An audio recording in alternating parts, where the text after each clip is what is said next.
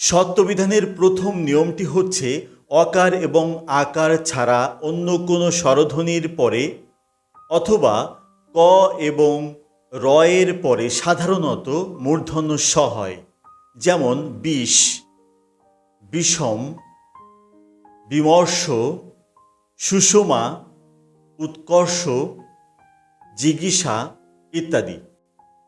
সত্যবিধানের দ্বিতীয় নিয়মটি হচ্ছে রি, র এবং মূর্ধন্য স এর পরে সাধারণত মূর্ধন্য স হয়।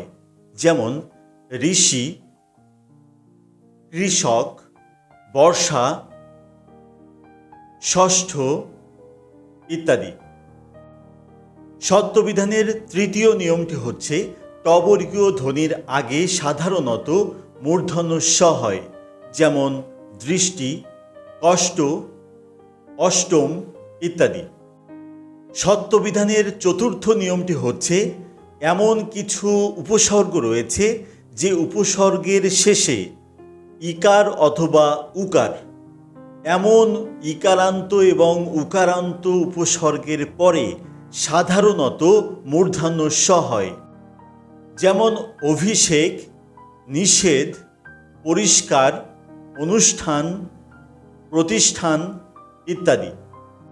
সত্যবিধানের পঞ্চম নিয়মটি হচ্ছে নি, দু, বহি, আবি এই শব্দগুলোর পরে সন্ধিতে যদি ক, খ বা প, ফ থাকে তাহলে মূর্ধন্য স হয়। যেমন নিষ্পাপ, দুষ্কর, বহিষ্কার, আবিষ্কার ইত্যাদি।